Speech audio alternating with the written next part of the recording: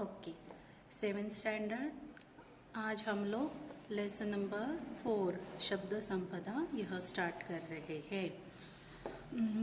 यह लेसन हमें भाषा के बारे में बताता है, लेकिन उस लेसन को स्टार्ट करने से पहले देखिए यहाँ पे आपको ये जाल रेखा चित्र मतलब यहाँ आपको ये पिक्चर पूर्ण करना है। क्या है यह? वाणी कैसी होनी चाहिए ये आपको बताना है। वाणी मतलब हम लोग जो बोलते हैं हमारी भाषा कैसी होनी चाहिए इसके बारे में आपको लिखना है। तो यहाँ पे आपको देखिए यहाँ सर्कल दिया है ओवल, तो ओवल में आपको लिखनी है कि हमारी वाणी कैसी होनी चाहिए। स्वच्छ, फिर सुंदर, उसके बाद स्पष्ट, उसके बाद मीठी और आनंददायक, मतलब हम जिससे हमारी जो भी सुने उसको आनंद मिलना चाहिए। तो ऐसी वाणी होनी चाहिए, ठीक है। तो इस लेसन में हमें भाषा के बारे में कुछ जानकारी दी गई है। तो हम लेसन को स्टार्ट करते हैं। आदिम अवस्था से लेकर आधुनिक मनुष्य की विकास यात्रा का रहस्य किसमें है? क्या इसका तुम्हें पता है? आदिम अवस्था मतलब स्टोन एज, तो स्टोन एज से लेके बहुत पुराने ज़माने से अभी तक, तो सब इस पूरे चक्र में सबसे महत्वपूर्ण बात क्या है कि इंसान ने बहुत प्रगति की है। तो ये विकास क्यों हुआ है हमारा? अधिकांश लोग इसका उत्तर देते हैं कि अन्य प्राणियों की तुलना में मनुष्य का विकसित मस्तिष्क मतलब दिमाग, इस पूरी प्रगति व संस्कृति के मूल में है। यह उत्तर अपूर्ण है। लेखक के अनुसार जो हमारा दिमाग है यह विकसित है, यह उत्तर अधूरा है। तो उनका पूरा उत्तर क्या है? पूर्ण उत्तर यह है कि आपको यहाँ से अंडरलाइन करना है। देखिए मैं आपको दिखा रही हूँ, इस लाइन से आपको यहाँ अंडरलाइन करना है।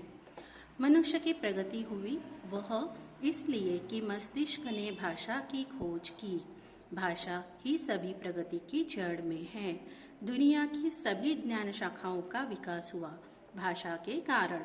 यहाँ तक ही आपको मार्क करना है, मनुष्य से लेके कारण तक। तो लेखक के अनुसार प्रगति का कारण क्या है? सिर्फ विकसित दिमाग नहीं, तो साथ साथ उसने जो भाषा विकसित की है यही उसका मूल कारण है। उसी के नीचे देखिए ये आपको भाषा का डेफिनेशन दिया है। भाषा का अर्थ है सार्थक शब्दों का व्यवस्थित क्रमबद्ध संयोजन। आपको ये अंडरलाइन करना है। भाषा का अर्थ क्या है? सार्थक शब्दों का व्यवस्थित क्रमबद्ध संयोजन। मतलब यहाँ भाषा कैसे बनती है?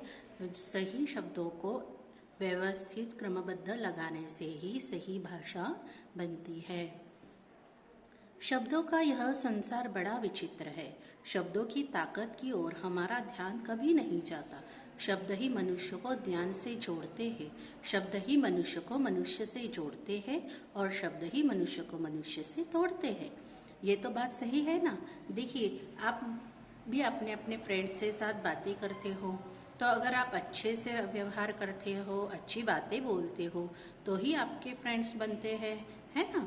अगर आप अच्छा नहीं बोलोगे, हमेशा बुरी बातें करोगे, बुरा बर्ताव करोगे, तो आपके साथ लोग नहीं जोड़ते।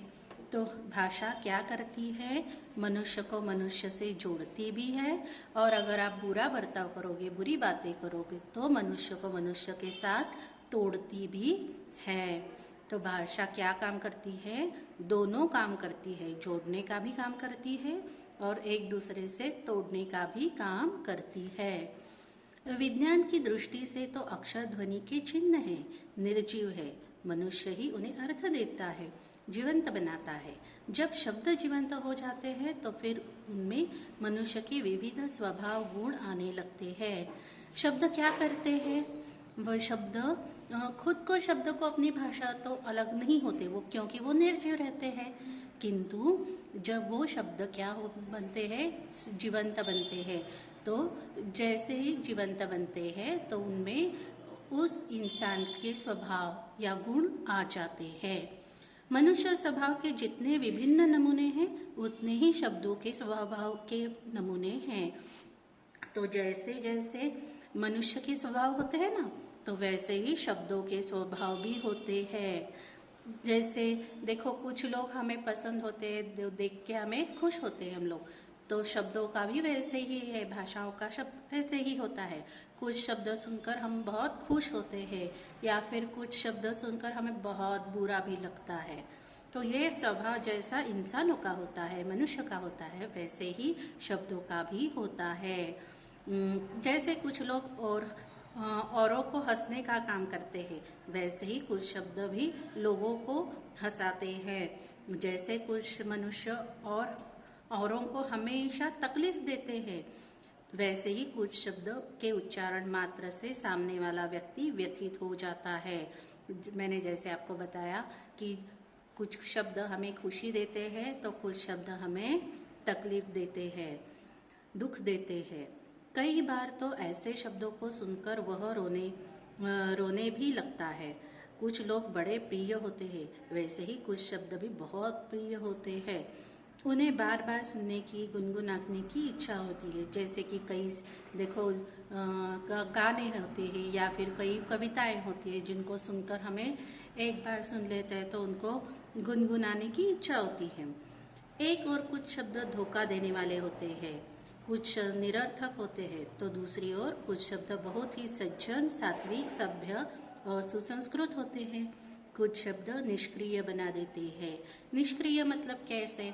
तो देखिए यहाँ पे, कुछ मत करो, जो भाग्य में है वह तो मिलेगा ही, है ना। अभी ऐसे बोलते हैं नहीं मैं काम कुछ नहीं करने वाला, जब मेरे भाग्य में होगा तो मुझे पैसा मिलेगा। अगर ऐसे ही हम सोचते बैठते हैं तो हम लोग निष्क्रिय बन जाते हैं, आलसी बनते हैं। तो ये शब्द हमें क्या बनाते हैं?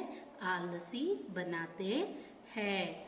तो इन्हीं शब्दों के बारे में और कुछ जानकारी हम नेक्स्ट वीडियो में देखेंगे। ठीक है, आज के लिए बस इतना ही।